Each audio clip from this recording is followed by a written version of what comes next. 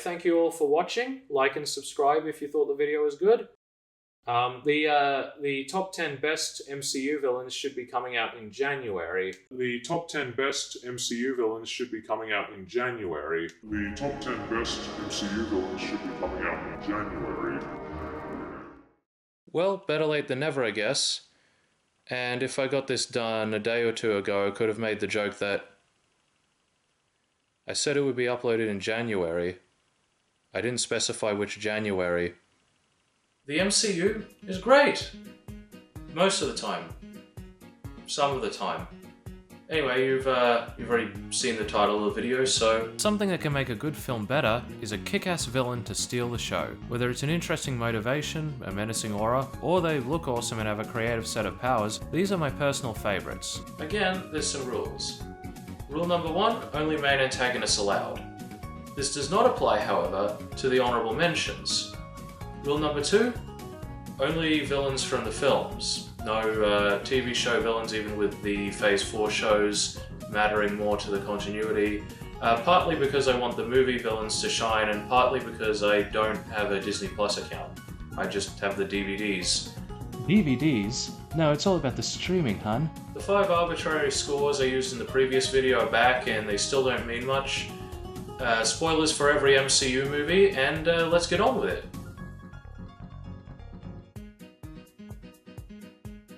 Can you guess my number 1 pick? It's not Thanos.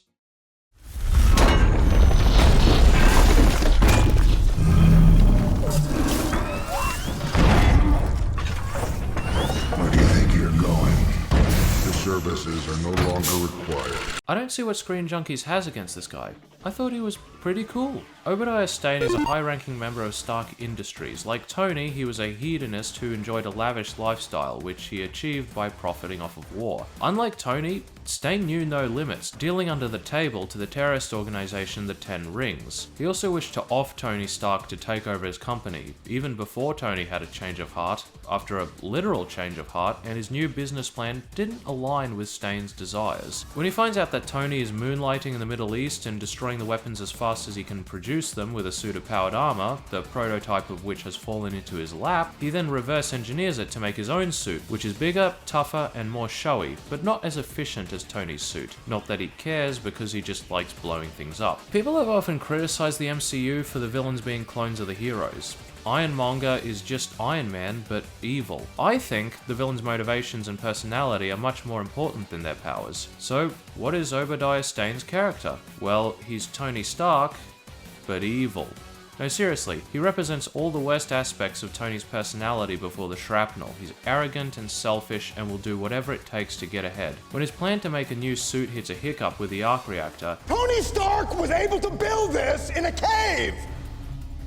With a box of scraps! he improvises. He takes what he wants and he doesn't care how many lives he has to wreck in doing so. Jeff Bridges really does what he can to make this character stand out with a helping of charisma, with his sheer presence that he is a delight.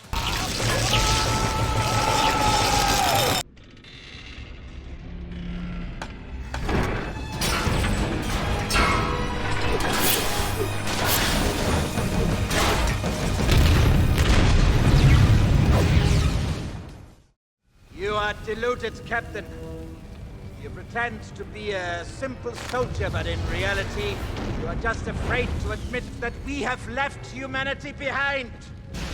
Another somewhat contentious choice, Johann Schmidt is the leader of Hydra, the Nazi science division gone rogue, though apparently also an ancient conspiracy whose ideals Schmidt probably doesn't actually align with. He has injected himself with a prototype of Dr. Eckhart's super soldier serum, giving him similar abilities to Captain America, as well as horrifically deforming his face. Lacking any redeeming qualities, Red Skull is ruthless and conniving, and comes very close to devastating America in his pursuit of global conquest. I saw a guy's top 10 Worst MCU Villains video in which he placed Red Skull on the list, and he said he was puzzled why people liked him so much. I don't know. Maybe it's because of how intimidating he is. Maybe it's all his poetic quotes. You could have the power of the gods! Yet you wear a flag on your chest and think you fight a battle of nations. I have seen the future, Captain. Can no flanks! In their final battle, Red Skull pulls out all his tricks on Cap, hiding, using a ranged weapon. It's very effective, even if he is a coward. Oh yeah, he shows up in Infinity War and Endgame. That's kinda cool. Anyway, even if I do prefer the direction they took with Hydra as a whole in Winter Soldier, Red Skull was a truly memorable and threatening villain.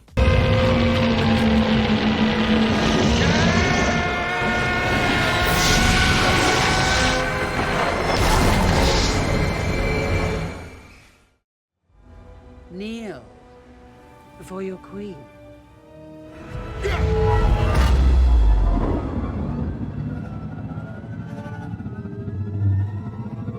It's not possible. Darling, you have no idea what's possible. Odin's forgotten daughter, Hela is one of the most powerful and dangerous villains in the MCU. She's not too happy about being cast aside and disregarded. She's deadly, debonair, her suit is awesome, she's got great knife-throwing skills, and she's all around very menacing. Like Red Skull, she lacks any redeeming qualities, but a villain doesn't need them to be interesting. There still isn't that much to say about her, but she is a highlight of an already great film.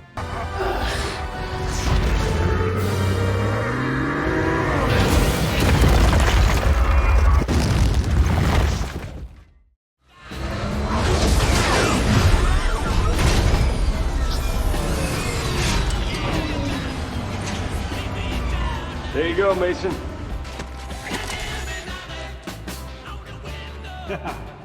Business is good.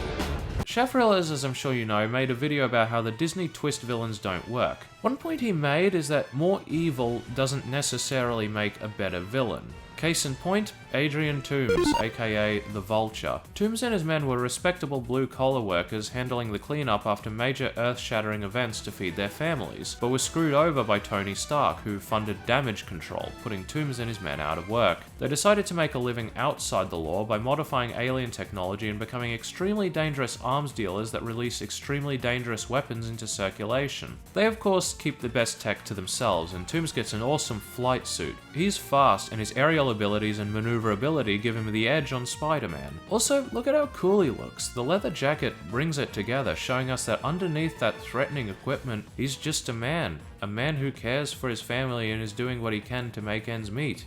Those people, Pete, those people up there, the rich and the powerful, they do whatever they want. Guys like us, you and me, they don't care about us. We build their roads and we fight all their wars and everything. They don't care about us. We have to pick up after them. We have to eat their table scraps. He tries to drive Peter away rather than killing him, and interestingly, the climax actually has Peter try to save Toomes. That's certainly an interesting spin on a climactic battle, and even in prison, Toomes refuses to give away Spider-Man's secret identity. He has principles. If I knew who he was, he'd already be dead. Toomes, your family's here. I call it the expansion. It is my purpose. And now, it is yours as well. Grow and spread, covering all that exists until everything is me.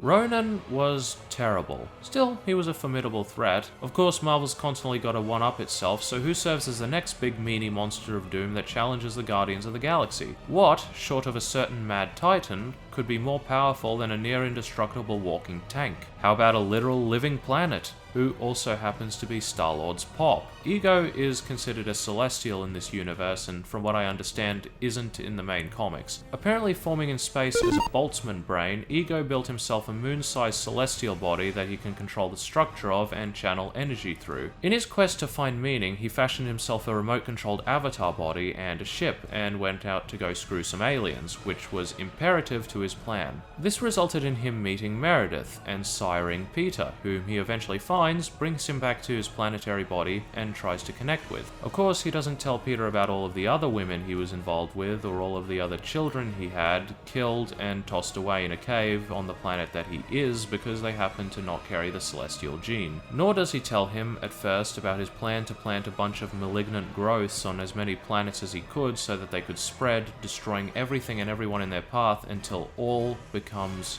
ego. Oh, and if you don't hate him enough, he made the tumor in Meredith's brain that killed her, because he wanted to eliminate all life in the universe, and his love for Meredith was just getting in the way.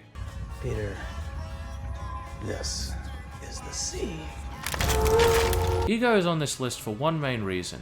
He is scary. His plan is despicable, his fighting style is one of the most chaotic and unpredictable in the MCU, and his demeanor is absolutely terrifying. The ability to reshape his structure gives him complete control over the battlefield, and destroying his avatar body doesn't even inconvenience him. Oh, and by the way, that comic relief moment where he turns into David Hasselhoff, you could say it ruins the tone, but it does show how cruel he is. When Peter was a kid, he told everyone that David Hasselhoff was his dad, and Ego evidently overheard this. He's throwing Peter's hopes and dreams back in his face. Ego truly is the worst of the worst, which is why it's extremely satisfying to see this happen.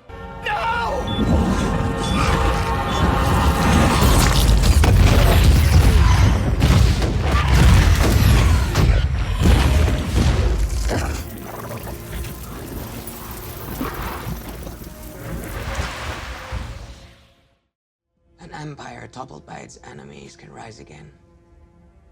But one which crumbles from within, that's dead. Forever. You know how I said the first two entries on the list were contentious? They don't compare to this one. I already talked about what a sorry excuse of a villain Ultron was. In the follow-up to his movie, the anticipated installment where the Avengers break up, one may wonder who the villain is. It's an ordinary man. Not a guy in a power suit, not the leader of an organization, not an alien god, but an ordinary man named Helmut Zemo. He has some military training, but is ultimately a non-combative villain. The military skills he does use in the movie, besides incapacitating Karpov, being strategic. He lost the most important people in his life in the Avengers battle in Sokovia, so he hatches an elaborate scheme to break up the Avengers and get them to kill each other. So yeah, he lost his family.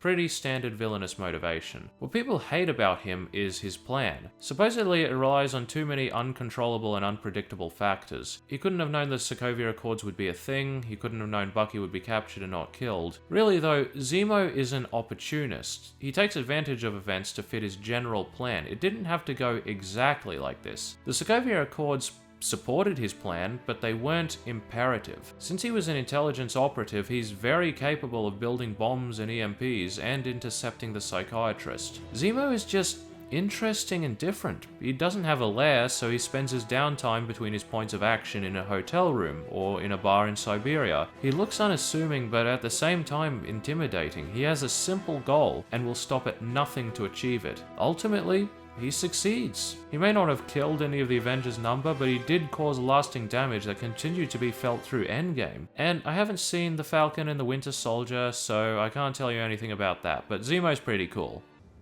Spend all that time, all that effort, and to see it fail so spectacularly.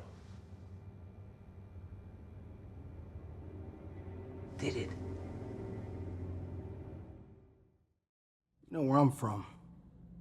When black folks started revolutions, they never had the firepower or the resources to fight their oppressors. Where was Wakanda? You know, that ends today.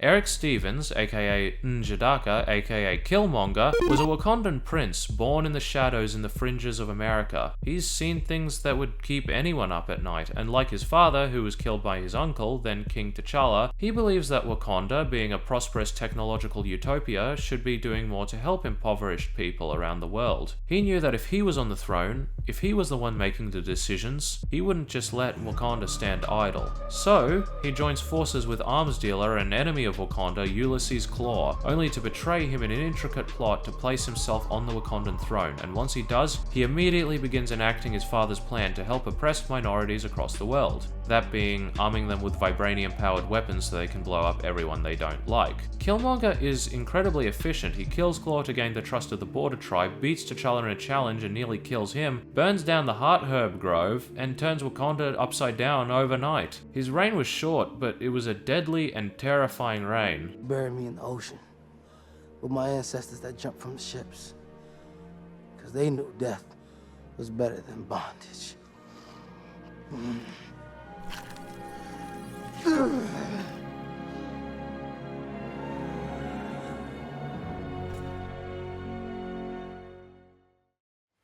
Is not this simpler? Is this not your natural state?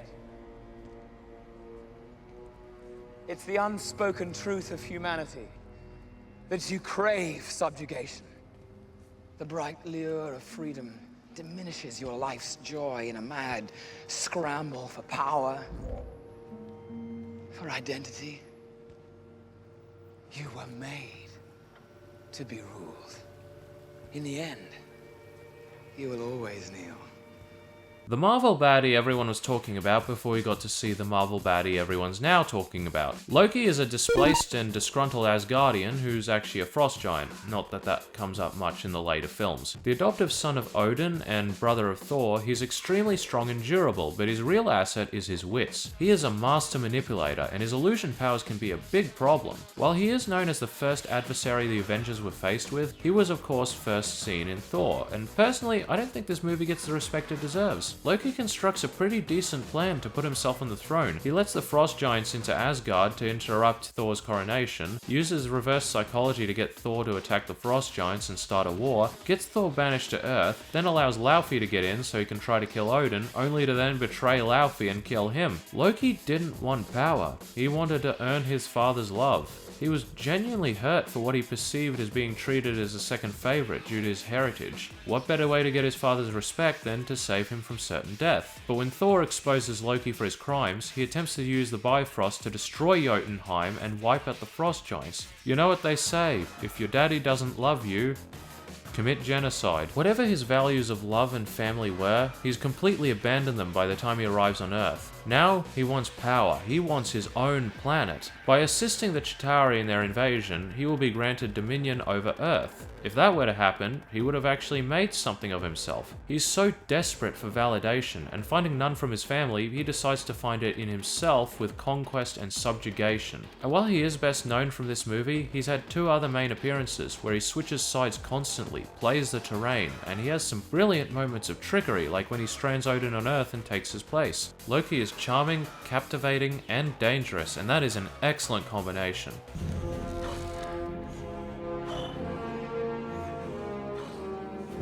If it's all the same to you, I'll have that drink now. Also, again, I haven't seen Loki, so... I know what it's like to lose. Feel so desperately that you're right. Yet to fail, nonetheless. It's frightening. Turns the legs to jelly. If I ask you to what end? Dread it? Run from it? Destiny arrives all the same. And now it's here. Or should I say, I am. The Mad Titan himself. Thanos is a galactic warlord, a visionary who considers himself a humanitarian, and on top of that, he essentially runs a twisted group home. Thanos' home was destroyed by overpopulation. I don't know exactly who Thanos was in his past life, maybe a politician. He proposed a solution for the crisis, a random culling of 50% of the population. They obviously didn't do this, and so Titan was destroyed. Taking this as evidence that he was right, he sets out to enact his will on the rest of the universe, and I'm sure we all know how that turned out. Over the years of his struggle, many have risen up to stop him, only to find that a bit difficult. His ace in the hole is of course the Infinity Stones, the gems of the primordial universe that govern reality, but even without them he's one tough cookie. Thanos' body is extremely durable, borderline indestructible, and it's quite plastic, so even if it's pierced he can still survive. He hits like a truck carrying 4 of Jupiter's moons and 5 million pounds of bricks, and he's unbelievably cunning, running rings around his enemies in the wits department as well. This would make him dangerous enough if he was acting alone, but then there's all his resources to consider. As he takes each stone and places it in his gauntlet, a new power is added to his arsenal. The Space Stone allows him to instantly teleport to any location in the universe. The Reality Stone allows him to cast terrifyingly deceptive illusions. The Mind Stone allows him to control people's minds, although he never uses it directly. The Power Stone is the most boring of the Infinity Stones, as you can probably tell from the name, but he can do cool things with it, like destroy planets and send moons raining down. The Soul Stone, actually, I don't know what the Soul Stone does, but it's apparently very important. And the Time Stone allows him to literally manipulate time itself. With all of them, he can wipe out half of all life in the universe with a snap of his fingers. This is what Thanos does in his pop cultural perception, though this kind of ignores the fact that with all the stones, he can do pretty much anything with a snap of his fingers. With all of them, he essentially has limited omnipotence. Even without them all, he is extremely powerful, and he takes the efforts of many different heroes to even subdue him. Iron Man with his tech, Spider-Man being unpredictable and chaotic, Doctor Strange with his magic fettuccine, but ultimately it's all for naught. Iron Man even hammers on Thanos with everything he has, and all it gives him is a small laceration on his cheek. Even when it seems the heroes have won, Thanos comes out on top. He performs the snap and achieves what he wanted. When the heroes confront him, they find that he's already destroyed all of the stones, preventing them from undoing his handiwork. They kill him, but it's an empty victory.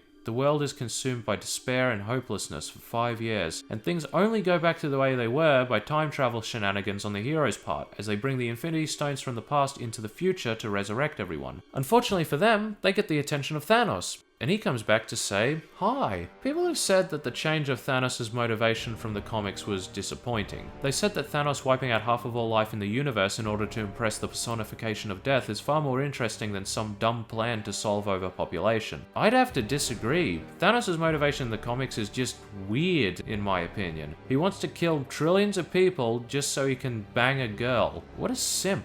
Is simp humor still relevant? Probably not.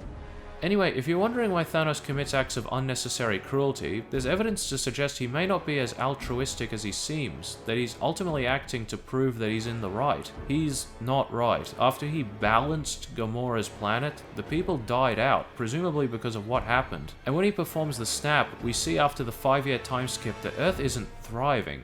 It's dying. And after the heroes refuse to accept the situation and bring back what Thanos took away, he sees them as ungrateful losers who don't appreciate his work, and he decides to bring order to the universe his way, by destroying and remaking it in his image, and populate it with people who worship him as a god to feed his insatiable ego. When Thanos comes back from the alternate timeline, the humanitarian veneer drops, and he exposes his true colors. You see, Ronan was an arrogant, egotistical bully that no one cared about. Thanos is an arrogant, egotistical bully people do care about, and that's because he's much more well written. Even with the combined forces of almost every hero and heroic faction seen so far in the MCU, he comes absurdly close to winning a victory the heroes can't bounce back from, and it's only through Tony's sacrifice that he loses. And I am Iron Man.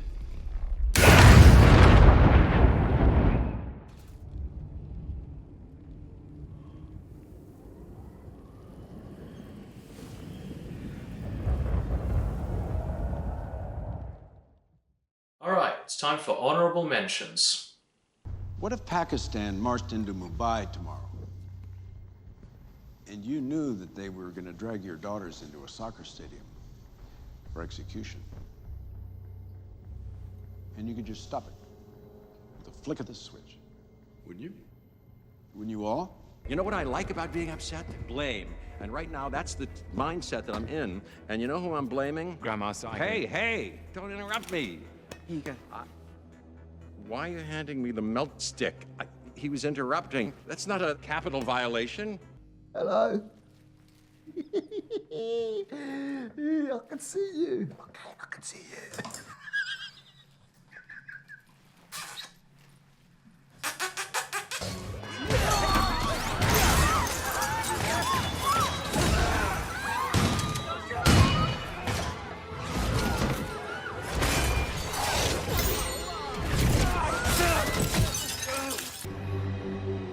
sword chose you. You are now cursed. Funny. It doesn't feel like a curse. It feels like a promise. So this is my vow. All gods will die.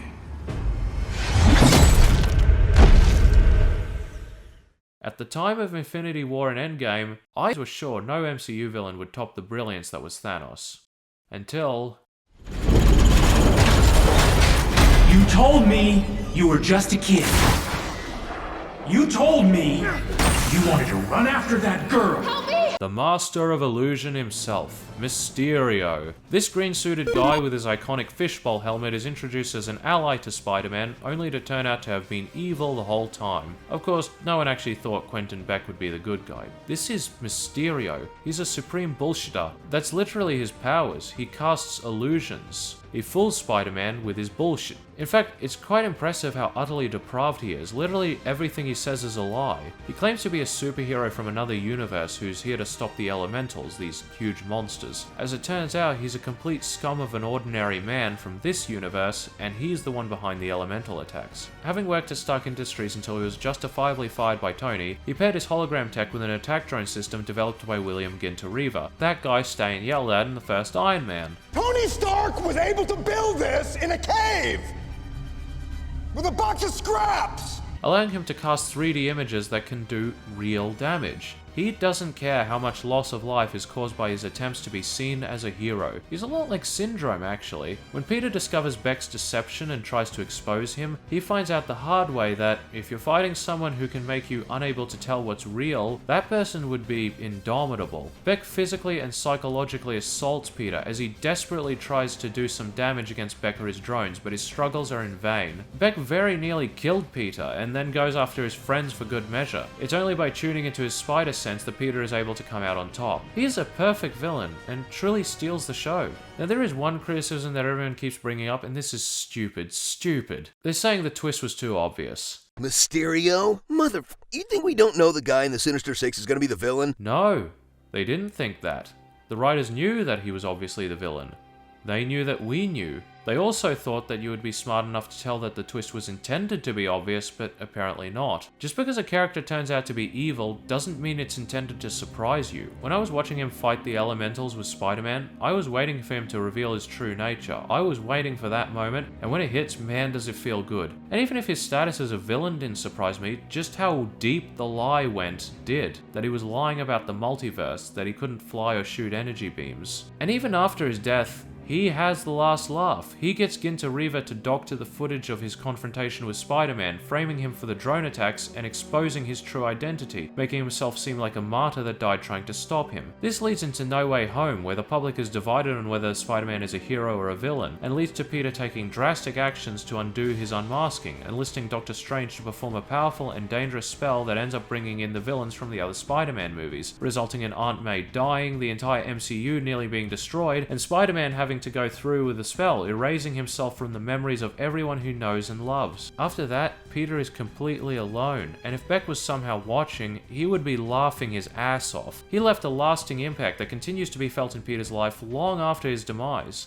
People need to believe. And nowadays, they'll believe anything.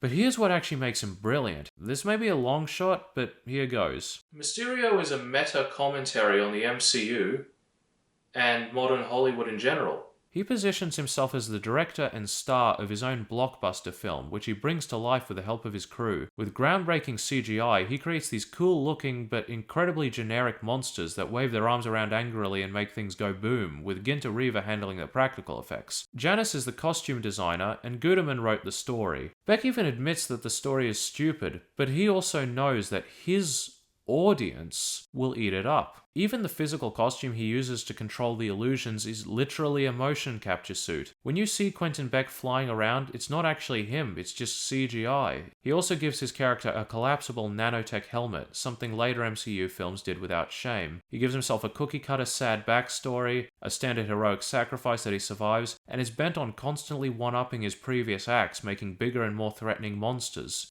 Remind you of anything? Okay, so I actually recorded the voiceover for this video years ago, but this is me now, and I just have to say something I realized. Mysterio's evil superpower is generative AI, and the movie showcases... this film predicted generative AI and showcases all of the bad things it can be used for: impersonating people, framing people for crimes, creating visuals of ridiculous situations to fool swaths of people, embellishing himself with made-up feats, manipulating emotions. Yeah, and on that note, I think we're done. Like and subscribe if you feel like it, I guess. See you!